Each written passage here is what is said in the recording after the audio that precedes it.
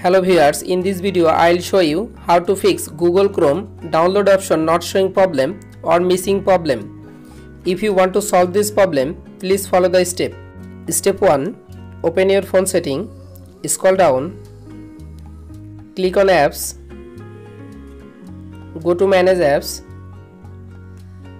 search Chrome application, go to Chrome application, again tap on storage, click on clear data, tap on clear cache data. Step 2. Open Play Store and update your Google Chrome application latest version. Step 3. Restart your device. Step 4. Open your Google Chrome application. You can follow all of the steps to fix Google Chrome download option not showing problem. If this video helpful for you, please subscribe our channel and like this video.